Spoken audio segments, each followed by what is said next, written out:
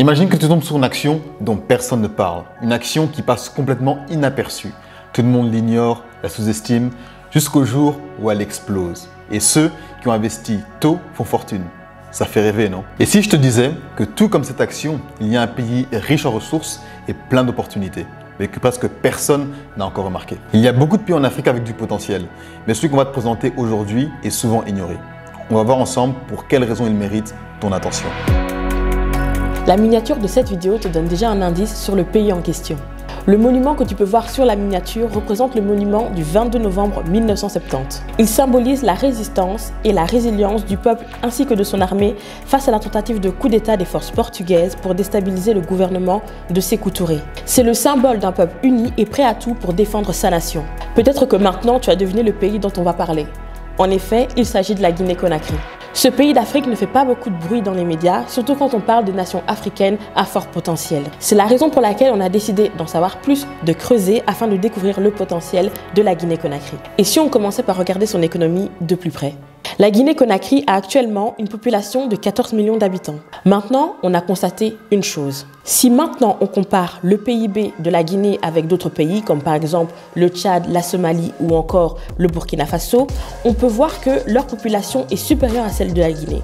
Et malgré ça, la Guinée-Conakry a un PIB bien plus supérieur à ces pays. On a pu voir qu'en 2023, la Guinée-Conakry a généré un PIB de 23,6 milliards de dollars. De plus, la Guinée a connu une évolution positive de son PIB au fil des années, comme on peut le voir sur ce graphique. Au passage, l'évolution exponentielle du PIB de pays en voie de développement s'explique en grande partie par la loi des rendements décroissants. Et pour ceci, je te redirige vers cette vidéo où on te l'explique avec un exemple.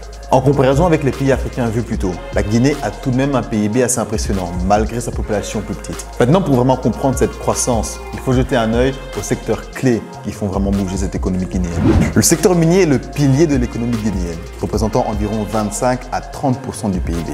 La Guinée est le premier producteur mondial de bauxite, essentiel pour l'aluminium, et possède également d'importants gisements d'or, de diamants et de fer. Ensuite, le secteur agricole contribue à environ 20% du PIB. L'agriculture de subsistance, avec des cultures comme le riz, le manioc, le maïs et les patates douces, domine.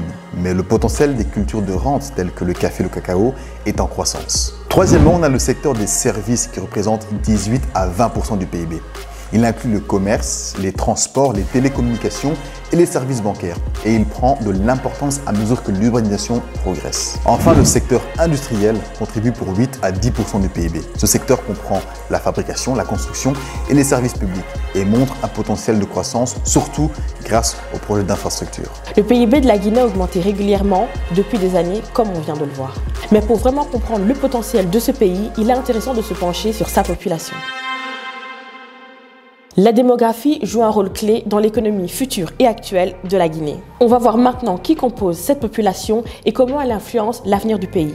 La Guinée, avec sa population de 14 millions d'habitants, est relativement petite comparée à d'autres pays d'Afrique de l'Ouest. Mais cette population est en pleine croissance. Cette augmentation est en grande partie due à une espérance de vie bien plus grande qu'auparavant. Un autre phénomène important à souligner, c'est la migration vers les villes. De plus en plus de Guinéens quittent les zones rurales pour aller s'installer dans des centres urbains, en quête de meilleures opportunités économiques. Conakry, la capitale qui compte plus de 2 millions d'habitants, connaît une urbanisation rapide.